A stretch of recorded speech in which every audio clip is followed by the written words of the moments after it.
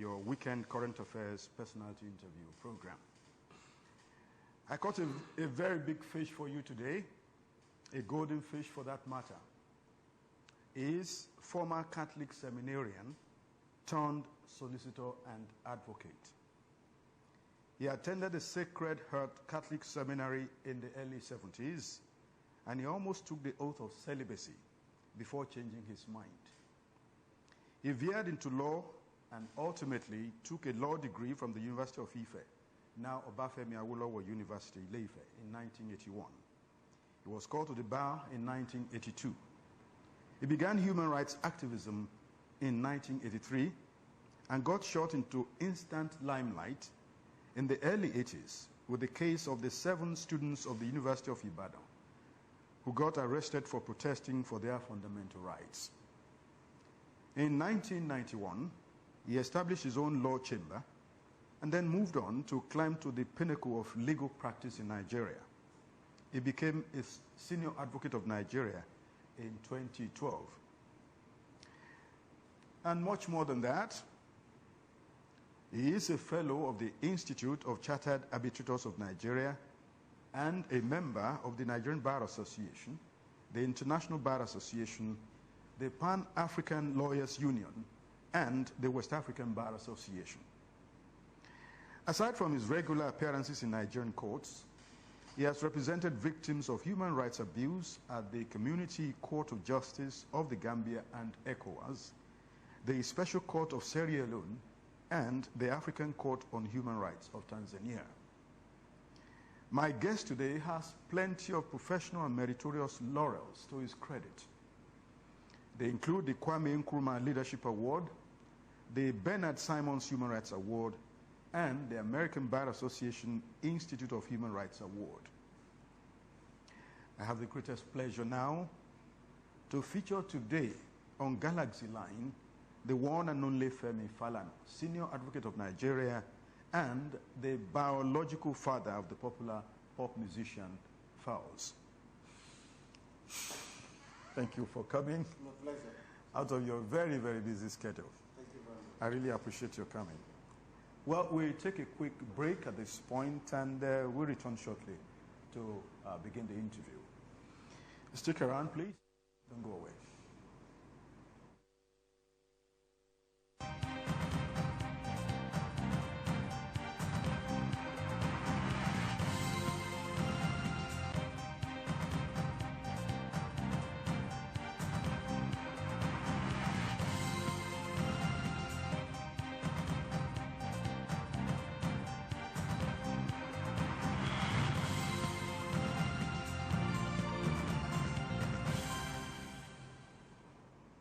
In case you're just tuning in, you're watching Galaxy Line, your weekend personality interview program of choice.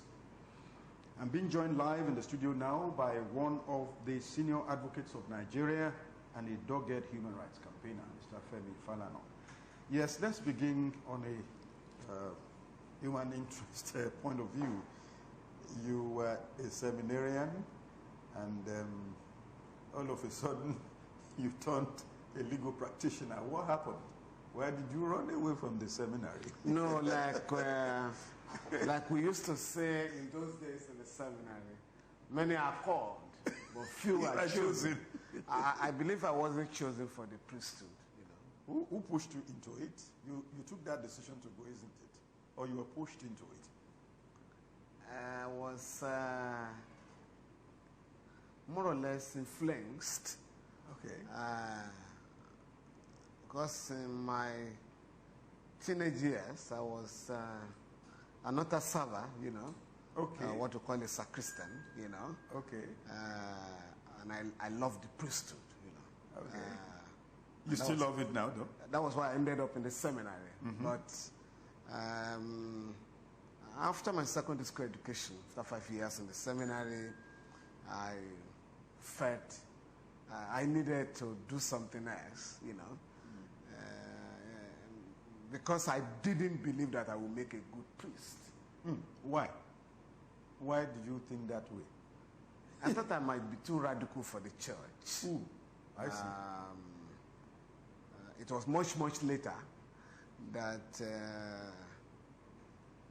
we began to hear about liberation theology in Latin America, where priests, came out and then join the people to protest against. The of this world also emerged in the process. Yeah, so okay. At that time I thought the priesthood was too narrow. Okay. For my type of activism. Now, let's get on the brass facts now. What's your general outlook on the state of the nation, Nigeria? Your general outlook. The state of the nation is worrisome. The economy is almost in shambles. There is general frustration on the side of the people, particularly the masses, and the Nigerian ruling class. And I'm talking of all factions of the ruling class. Does not appear prepared to take this country out of the woods. It requires much more than the integrity of the leadership of the country. It requires not reforms, but revolutionary actions, because the country has collapsed as a result of years of misrule and gross mismanagement of our abundant human and natural resources. The enemies of our people have become institutionalized. So if you are going to fight to liberate the country from the claws, of the most reactionary segment of the ruling class, you need to take very tough revolutionary measures. And that's not going on.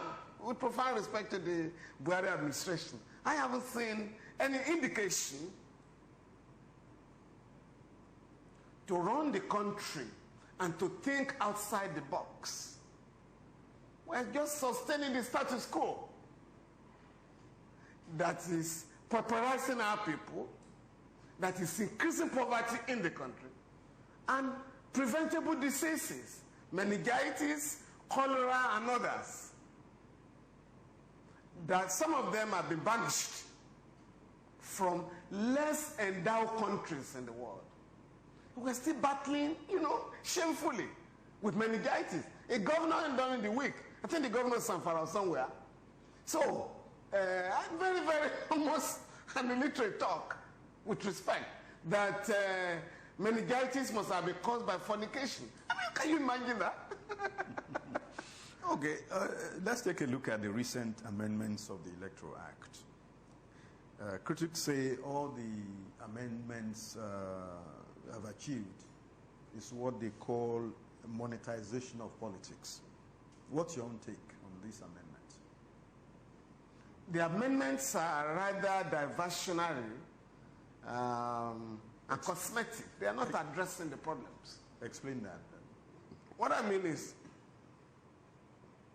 Nigeria is the only country, or rather, Nigeria is the only country where election petitions go on for the duration of the term of an elected person for 4 years. I mean, just yesterday, after 2 years, almost 2 years, the Supreme Court has just ordered the removal of a House of Representative member. There are still governorship cases that are pending in the Supreme Court. That does not happen in any part of the world. So this is not being addressed.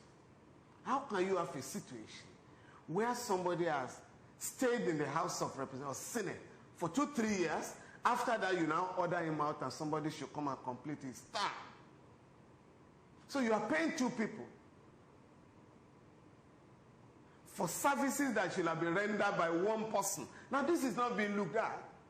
You also have a situation whereby our political system admits of any manner of persons. That is not being looked at. You also have the increasing monetization of the political process. Nobody is looking at that. But Shouldn't some lawyers also try to make inputs, especially We've when done, the amendments were coming? We've done that over and over again. They simply ignore them. I take one. All those who rig elections, all those who manipulate elections, all those who announce fake results of elections are left alone. One that is done, we are waiting for the next election. The government decided under the Jonathan administration that we need to set up an election tribunal, not election petition tribunal, an election tribunal that would deal with criminal offenses committed during elections. I actually got a question on that. What has happened? In fact, the then Attorney General was directed by the government in the white paper to set the engine in motion for the setting up of such courts. Yeah. But nothing happened. Nothing happened. Nothing happened. Yes. That was also the recommendation of the Justice Muhammad Uwais panel. It was also the recommendation of another panel now, the one headed by Sheikh Lemu. But that doesn't interest the legislators who are amending the law. Because the thugs that disrupt elections, the INEC officials that are bribed to announce false results, are acting on behalf of politicians. Even where cases have been taken to court, you have attorneys general who finally prosecute. Police arrest people, they take them to court. Attorneys general finally prosecute. One, they are thugs of the ruling party all over the country. Now the government is not interested in pursuing their cases. Also, the critical issue of the law insisting that a party must have official presence in all the states of the federation. I think this is also another aspect. No, that is bonkun. It's stupid. I mean, that's another aspect. No, you see, you can't force adjusted. You can't force a party to have national spread. It's expensive. If I want to contest the local government election in Ikeja alone, so be it. Or councillorship. So be it. So why must I go and look for a party that has territorial spread all over the country? What is required is for political parties to merge and align, save cost. If you have a political party in Sokoto, one in Calabar, one in Uyo, and one in Ekiti or whatever, and they have similar ideology or principles, they can agree to coalesce if they want to have a national spread, participate in an national election. But why should you ask somebody who wants to contest election to be a councillor to go look for a political party that has national spread? Or maybe simply on environmental issues only. Yeah. Then you go and set up... There are political parties that are set up to promote the environment, to promote human rights, to fight corruption.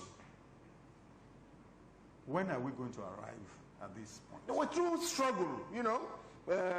All the ongoing amendments now are going to no easy. We have to keep up the struggle until we are able to get there. Is it possible NBA begins to sponsor people into that Senate? And then these are... No, that won't make a difference because the NBA is part of the problem of our country, part of the problem of the rule of law. So you are not going to have, the NBA will not be useful in this kind of... So what do we do? What approach do you have in mind? It's for the Nigerian people, perhaps led by the labor movement and progressive forces, the new progressive forces. And that one not bought over already too? No. No, I mean, just like the NBA, you have people who insist that the proper thing be done, that the rule of law be enforced, that human rights be respected in our country, and that government must obey court orders. So you also have people, but that is the largest concentration of people who have an idea of how the country should be governed, that exploitation should not be the order of the day.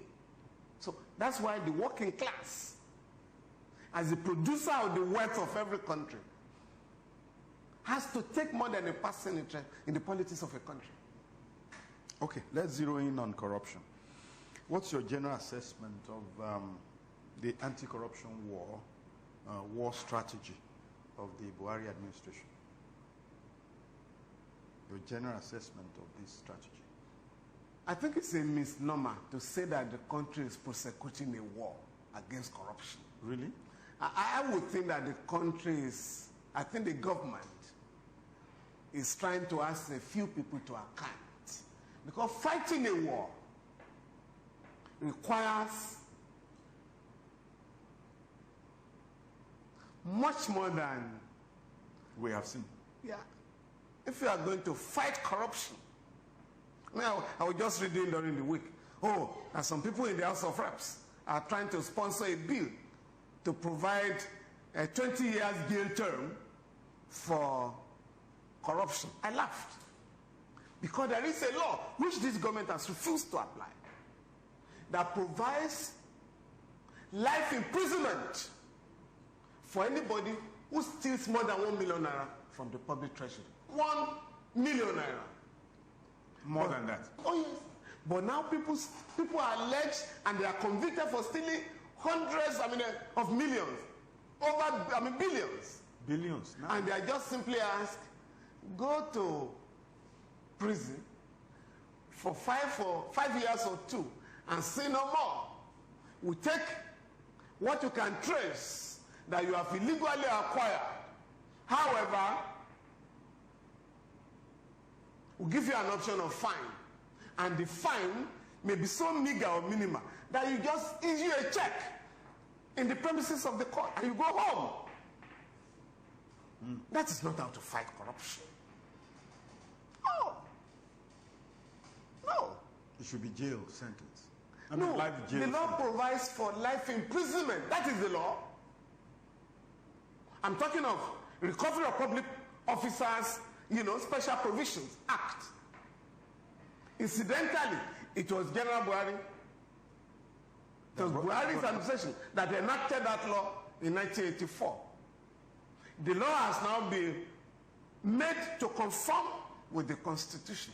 The law is there. Nobody is applying it. Out of class solidarity, the anti-graft agencies prefer to charge those who are alleged to have looted the treasury of the country under the Money Laundering Act, which provides a maximum punishment of 5 years. Whereas a common man, a poor man who has stolen a handset of 5,000 to 10,000 naira is charged with stealing. And the punishment is 7 years.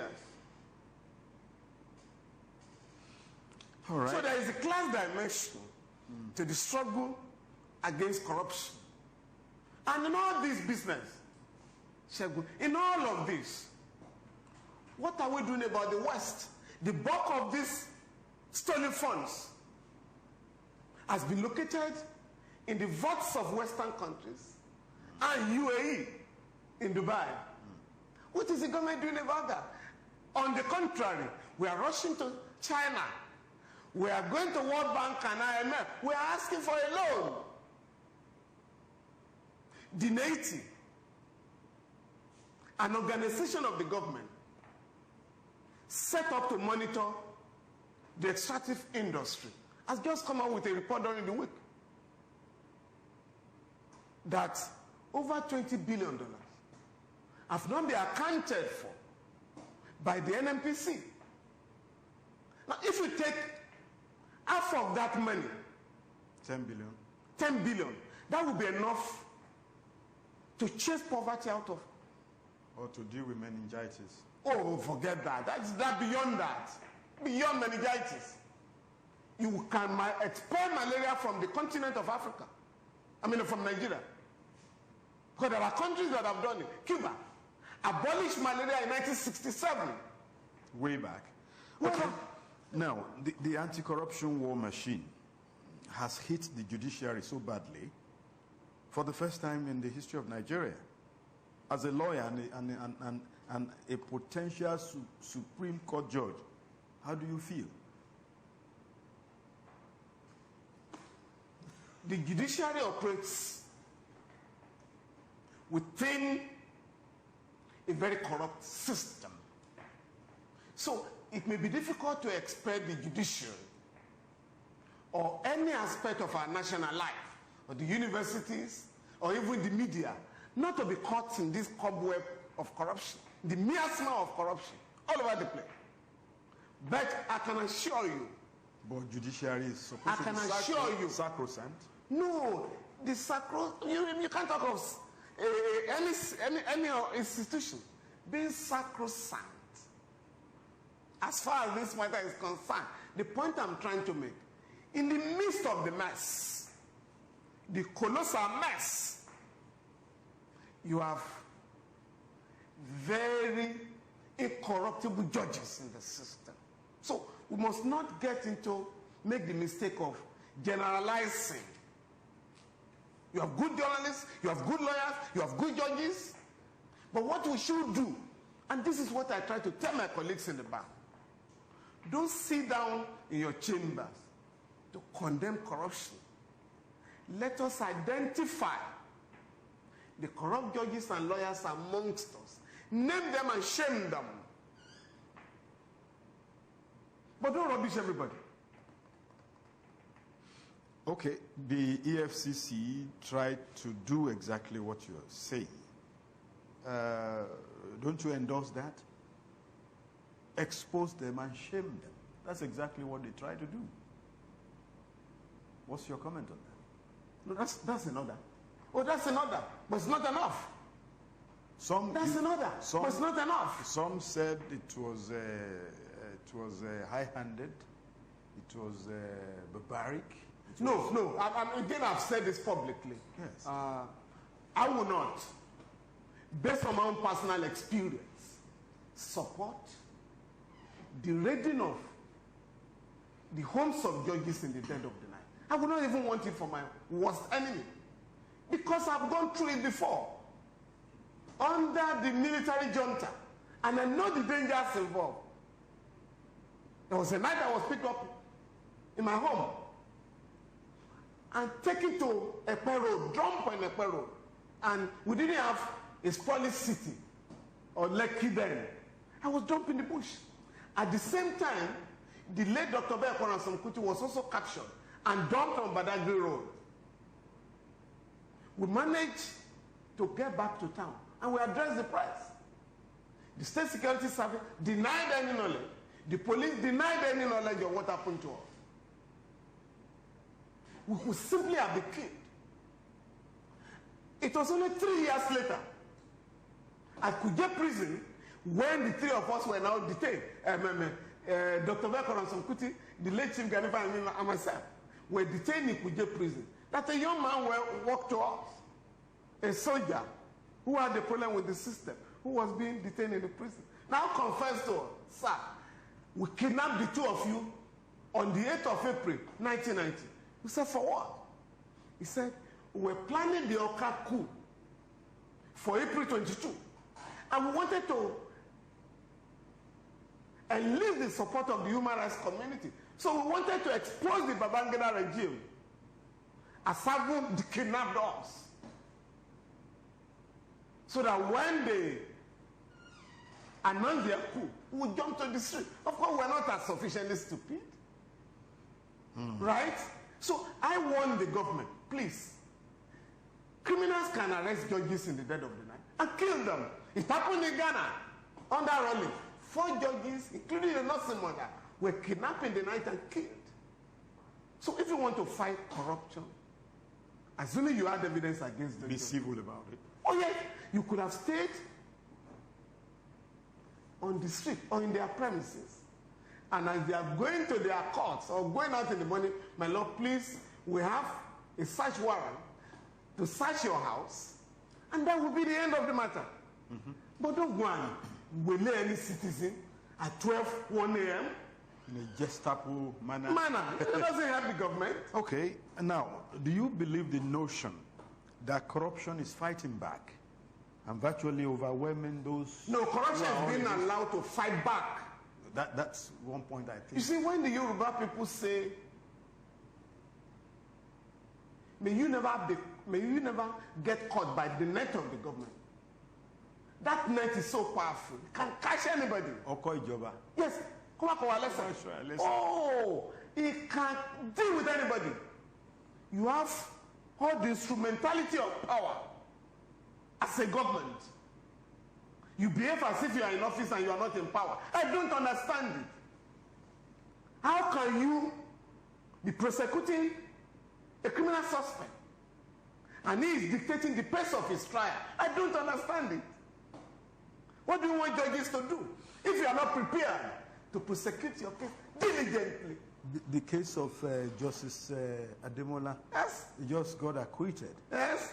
People felt that was a kind of fight back. How could the judiciary not exonerate somebody like Justice Ademola in a manner that suggests that this is, corruption fighting back? What's your comment? The way I want to look at it is this. You have cited one, and others may cite only 4. The losses sustained this week, as evidence of conspiracy by the judiciary and the rest of it. I don't share that view. Really? I can take the case one after the other. And when you lose a case that you are convinced, as this government is convinced, was wrongly decided, you go on appeal, and the government has appealed. I think they have. For me, I can say this. I think in an attempt to free Justice Ademola, with profound respect, Justice Okeke went too far. But this is not unexpected. It's normal. We lose cases every day. We win some. You lose some. Yeah. I can tell you this. In the last 1 year, the EFCC under Mango has secured more than 200 convictions. Some of them have to do with political cases. And this government has recovered billions of naira, hundreds of millions of dollars, and properties worth much more have been recovered. And the orders for forfeiture were given by our courts. So I don't think the government is doing badly. But it has to go back to the drawing table and strategize. Where did we go wrong? Why did you lose this case? Why did you lose that one? So you re-strategize and move ferociously against criminal elements in the society. But don't be at their mercy. When they say corruption is fighting back, are we saying that somebody who is wrongly charged and maybe wrongly sentenced too shouldn't protest or shouldn't go to appeal? No. And when he does that, you say it's corruption fighting back? No. I think what is being said is that corrupt elements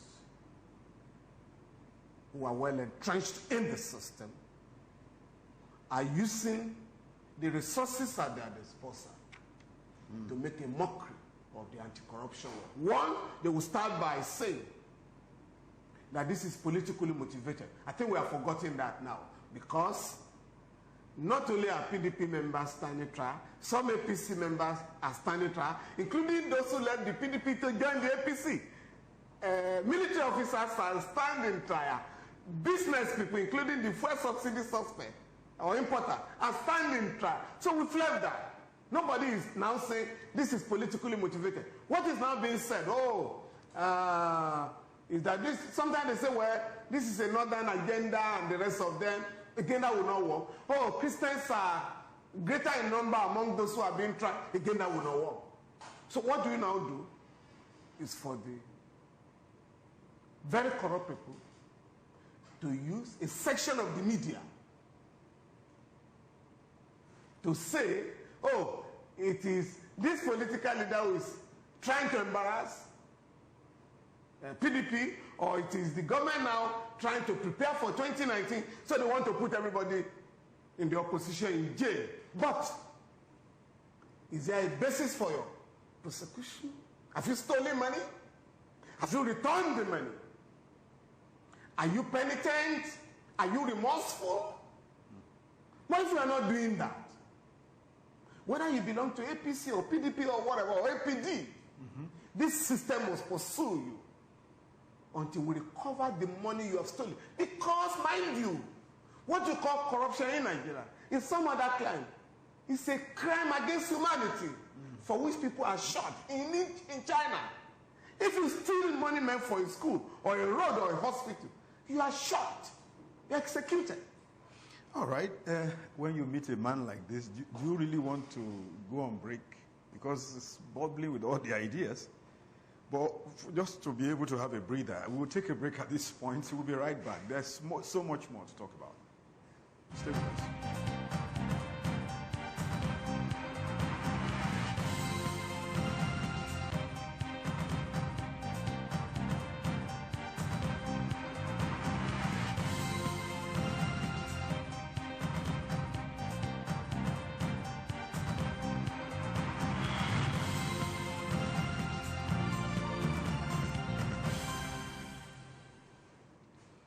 Yes, you're welcome back. If you're just tuning in, the program is Galaxy Line, and my guest in the studio is the one and only Femi Falana, SAN. Yeah, a little bit of digression now from the critical issues. There's this strange phenomenon now being experienced by the Peace Corps of Nigeria. It's on record that this social security organization has been existing for nearly 20 years in Nigeria. All of a sudden, we now begin to hear that the leadership of the Corps is being hounded by the police on charges of constituting security threat.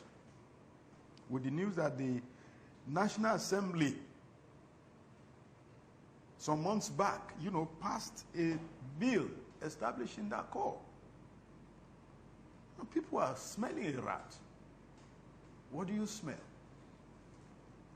We operate in an atmosphere of impunity, official impunity, whereby government officials have total disregard for the law. And even where a court has given a judgment. In which case? They simply behave as if we're operating in a banana republic. Or under the military. No, it's even worse. Because in the case of Peace Corps of Nigeria, not less than 5 judgments of our courts are on ground. Have recognized their existence. I think we handle a couple. That organization is registered under the Companies and Allied Matters Act. It has a certificate. That organization enjoys affiliation with the United Nations and the African Union. Now, both chambers of the National Assembly have passed a bill that body be recognized. Now, what is the problem? In order to prevent the president from signing the bill into law, it just occurred to the police that this is a dangerous organization. And what happened? Their leader and 48 others were arrested and paraded like criminals. Of course. And that compelled me, together with those who were paraded in Ife, that compelled me to do a write-up where I try to educate Nigerians on the legality of parade of suspect. You don't parade the governor who has stolen $1 billion or 10. You don't parade first subsidy scammers. You don't parade the rich. You parade the poor.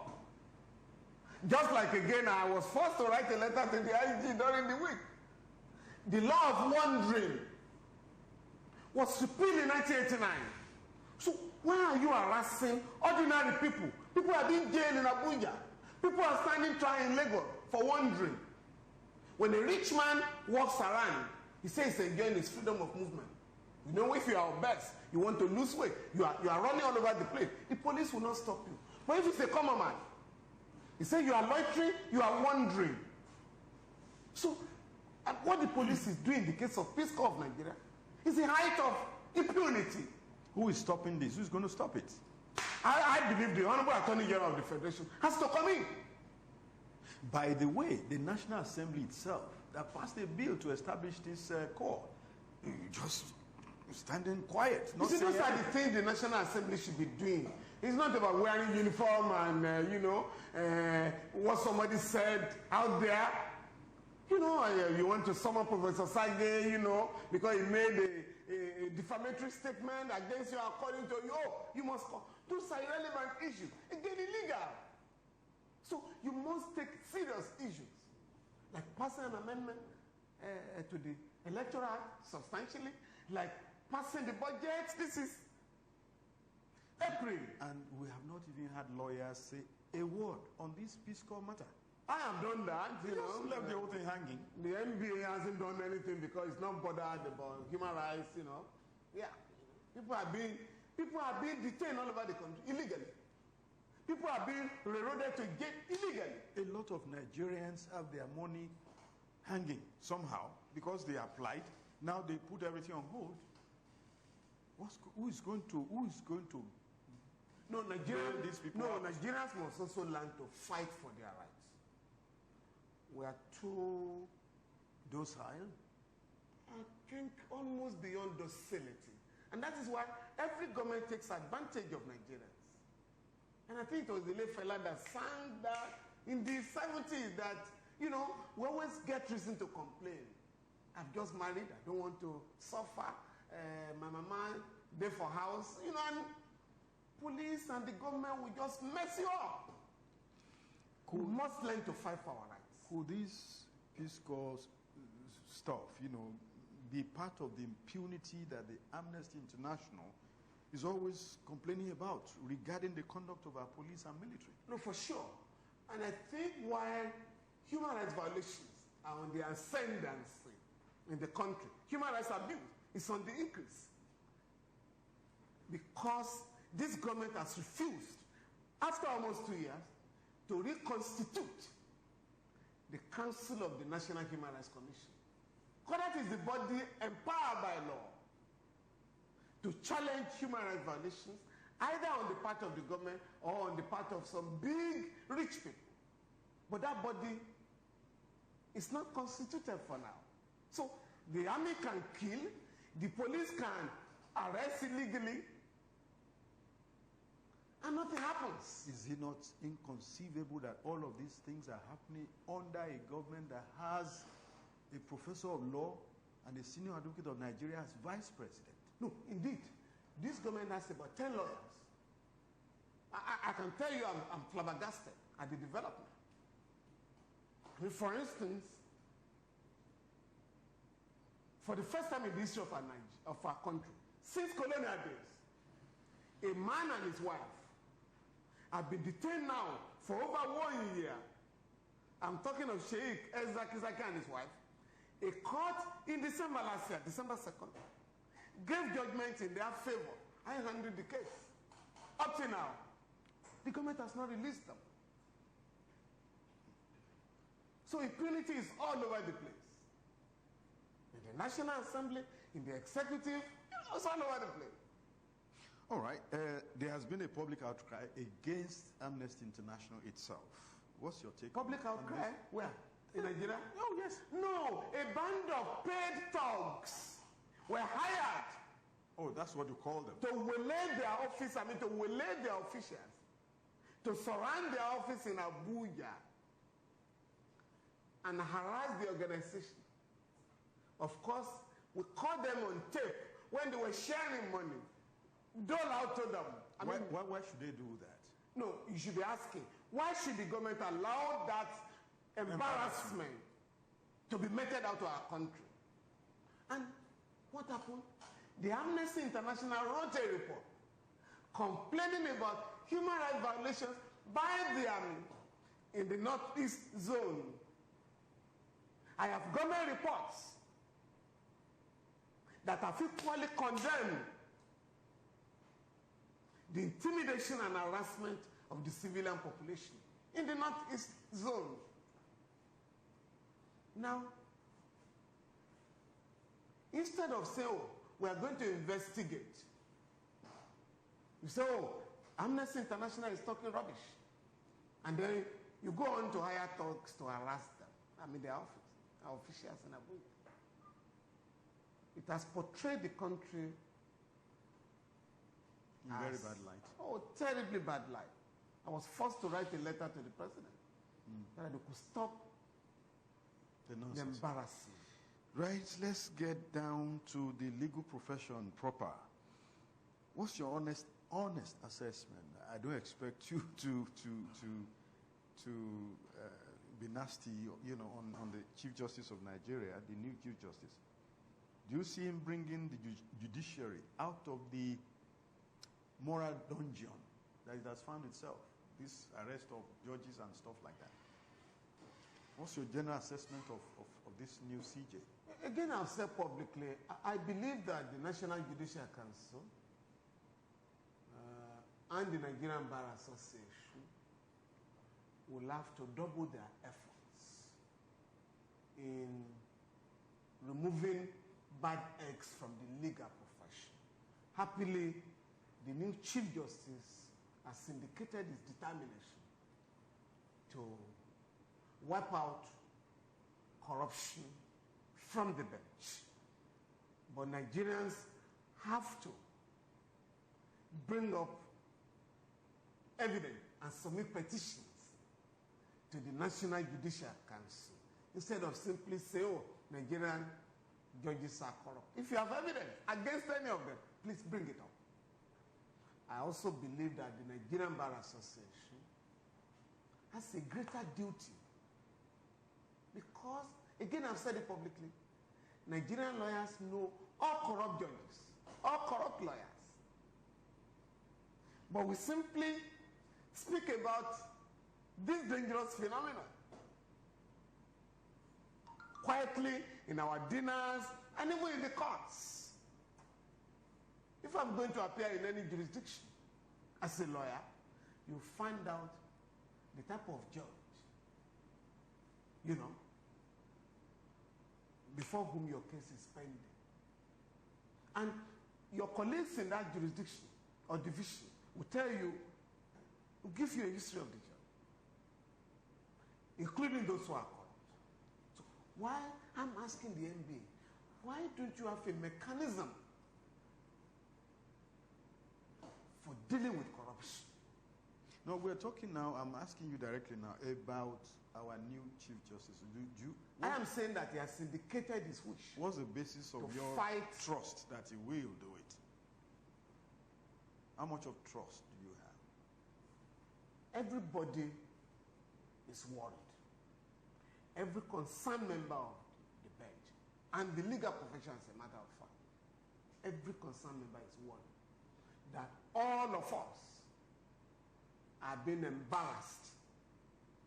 To that extent, I believe that the Chief Justice of Nigeria will arrest the situation. Water or not, will not hesitate to direct the NJC to deal with misconduct on the part of judges. Right. Very quickly, let's move fast. Because quite unlike the executive and the legislature, the judiciary is the only organ of government that has an inbuilt mechanism for dealing with bad eggs. Appointment of private lawyers to the Supreme Court and the Court of Appeal bench. Doesn't this have some kind of negative implications? No, I do not support it. For the judiciary? I'm totally opposed to it. Why? I'm totally opposed to it. Tell me why. In any country, in any common law country, it's a rare phenomenon to move a lawyer, to appoint a lawyer from the bar straight to the Supreme Court. It's very rare. And the reason is this. Usually, where you have a court of appeal, you always go for the court of appeal for people who have experience, who have stood out, who have knowledge of the law. It is only on rare occasions where you can't get suitable materials in the court of appeal that you may now go to the bench, to the lower bench or the bar People tell you, oh, it happened in Nigeria before. On the 2 occasions it had happened, we must find out what happened. It was under the military. And in the case of Justice Elias, as a former Attorney General, not only was he a successful Attorney General, he was an intellectual. He had written books. He was an authority in many areas of the law. In the case of Justice Augustine Amani, again he had risen as a successful legal practitioner. He became the Attorney General of the Federation. So he stood out. And that was why the Obasanjo military regime appointed him, I think in 1979. Cool. At that time, we didn't have the Court of Appeal. It was only the Western region that had the Court of Appeal. Justice Esho passed through the Western State Court of Appeal. At the time, Justice Oputa, Justice Craig and others went from the High Court to the Supreme Court. You didn't have the Court of Appeal. Great. Now, one of you... Now, I mean, they talk of America, they talk of other places. America hasn't done it since 1972. India, for the past 67 years, has only appointed 1 lawyer from the bar to the Supreme Court. In the case of England, only 1 lawyer has been appointed to the Supreme Court. Could one of your reasons could also be the fact that if you allow that kind of movement, it will jeopardize the chances, or the career of the judicial officers? No, actually it's unjust. Because, let's say 2 of us left the law school at the same time. One decided to go to the bar. The other one, legal practice. I'm going to the bench. And everybody, both of us, are making progress.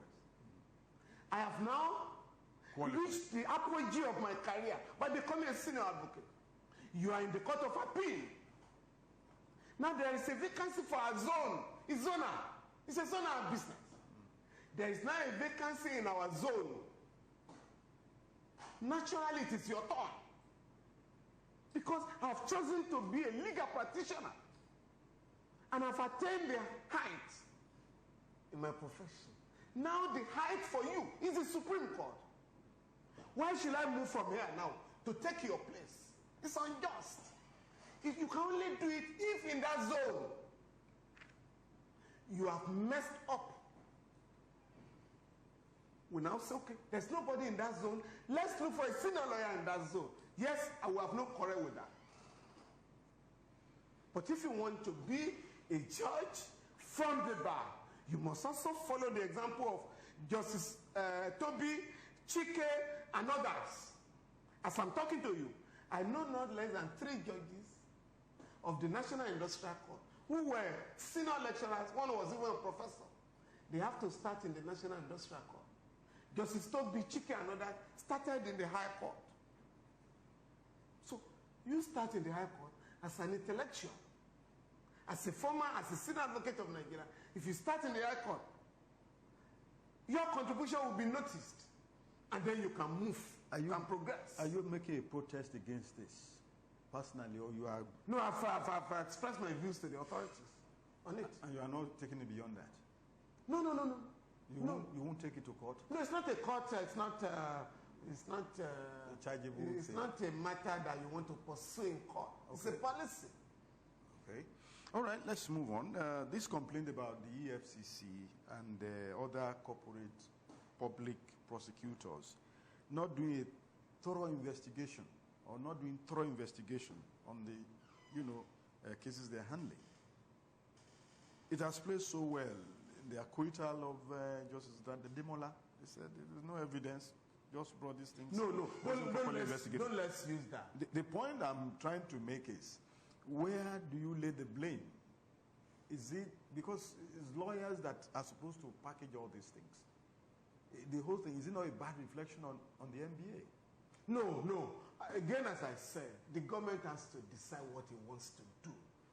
And for me, instead of blaming the judiciary for what happened in the last 1 week, I would rather advise the government to go back to the drawing table and re-strategize. if you lose a case and you have appealed, I mean, I can tell you with profound respect, Justice Okeke went too far. He left the application before him, which was whether there was a case to answer. That's what you call no case submission. But he went to the case and delivered a ruling of over 3 hours. I mean, I do not know. Lampooning virtually. No, I haven't heard of any no case submission where a judge has to deliver his ruling for over 3 hours. He took over the entire case, where the accused persons should have been asked to explain their own version of the story that the prosecution has told the court. He fenced it off. Took over. And now began to deal with the evidence of the prosecution. Of course. That's like playing into the hands of the government. If they go on appeal, and they have done that. So, but that is not to say that the government agencies, the Ministry of Justice, and the anti-graft agencies will not have to do much more. I think they're overwhelmed. The EFCC in particular is overwhelmed. Overwhelmed. Although that case was not directly handled by the Ministry of Justice. But the EFCC is overwhelmed. So the government will need more hands. And the government has to look at our history. When Ribadu ran the EFCC, and they recorded a lot of success, there were very senior lawyers outside who prosecuted for the EFCC. Rotimi Jacobs, Wemima Ogunde, Tayo Yetibo, and others. Now, only Rotimi Jacobs is prosecuting from outside. That shouldn't be so. Okay, maybe we can take one. Because you are facing senior lawyers, mobilized by the people you are prosecuting. Let's look at some other issues, maybe one or two before we close. Former President Goodluck Jonathan recently was lamenting how politicians in Nigeria have virtually handed over their life and fortunes to the courts. Every little matter, the court has to decide it. I mean, see the PDP problems. It's like everything is hanging in the courts. And he says, hey, that's not right. What's your comment on this? When he was in power, every little thing was taken to the court. Even as a government. Should the courts override the highest authority of the parties? Of the political parties? For me, once you have a situation where elections are fought in the court, you know, most of the time, the mandate of the people has become irrelevant in Nigeria. It is the courts, the tribunals, that now decide who should be governor, or even the president of a country. Once President Goodluck did little or nothing when he was in power, I'm afraid he has no moral right to criticize what is going on, which he encouraged when he was in power. But that is not to say that this rush to court to settle political matters should not be discouraged. And I think our courts should have a mechanism for sending politicians to an arbitration center, which are now part of our system. Because the courts cannot. We saw it in the trade unions in the 80s. The courts cannot decide who should be president of a trade union or the chairman of a political party. It has to be resolved democratically. Let me see if I can smuggle in just two quick ones. The unusual staggering of elections, which we now have across the states. Is it a blessing in disguise, sort of? Well, it just happened when you to us see like INEC, it allows full concentration in a few areas where elections are staggered. Right. But it's quite expensive. It's much more expensive than having an election at the same time. It's expensive, much more expensive. more wasteful. More wasteful. But it's already part of our system. There's nothing we can do about that for now. You don't see it as the best. You don't see it as a blessing in disguise. No, I think we should just make the best out of it for now. It's not the best. the unending cases of academic qualification, forgery, and perjury in our key institutions. One wonders, how they pass through the system. It's part of the impunity. And the corruption. How many people have been prosecuted for forgery And perjury. in the last 20 years or thereabout? So what do you expect? Once, and I say this, Nigerian members of the ruling class travel abroad. The moment you land in Dubai airport, or Accra, or London, or New York, you adjust yourself. That's right. If you drive, you can't disobey a traffic light. That's right. You must even queue up there. But here, you are a big man if you are in government. So you have no regard for the law. So is this impunity? Secret cult societies all over the place, are they not also causing much of the damage to the country system? I don't think so. Membership of secret cult No, societies. you have always had them. I mean, people, particularly even the legal profession. No. It's like it's no longer so. If you don't join, you don't make it. No. In those days, that was the belief that if you didn't belong to one Ogboni or another secret society, you can never make it as a lawyer. In fact, I can't remember the last time anybody discussed any fraternity in the legal profession, frankly speaking. Okay. I do not know any serious lawyer who believes that he needs to join a club to win his case. He must be a stupid man. Okay. He will lose the cases, all of them. I think it's on that note we will have to call it quits on this program. Today is so much more to talk about. And my brother and friend here is quite ready, very ready to talk, but there's no time. I want to thank you very much once again. Thank you very much for making my pleasure to be here. I hope I can find you again.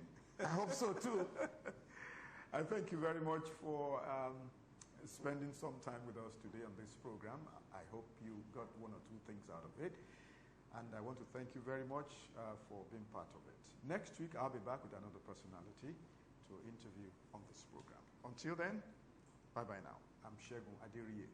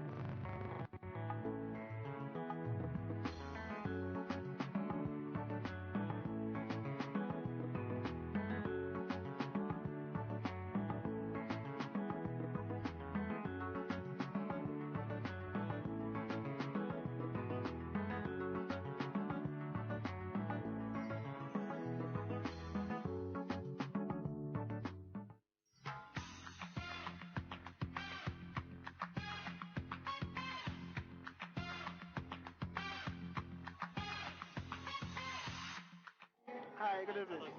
My name is Baba the Baba. I'm a comedian, and I'm the host for today.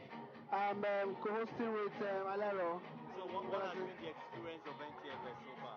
It's been fun, you know, and seeing new designs and energetic models, you know. Apart from that, the show itself is fun. You know, being the host, I'm having fun. I'm supposed to be making people happy. They're happy, and I'm also happy. So how long have you been doing this? I've been doing this for NTFS. I've been with them for the past 5 years or so. I've been with Galaxy TV for over 10 years now. Wow. Yes. Is that how long have you been a comedian now? Yes, I've been a comedian for 10 years now, yes. And I started with Galaxy. Okay. Yeah. So what can you say about what you're wearing since we're in a fashion event? What I'm wearing, I don't discuss what I wear. I don't really buy names. I just go look at what I like and I buy. You know, so I'm not a worldly person. So I don't look at those things. I don't look at those things. Okay. I can see you're really having fun. Thank you. Yeah, sure. Okay, thank you very much. Thank you.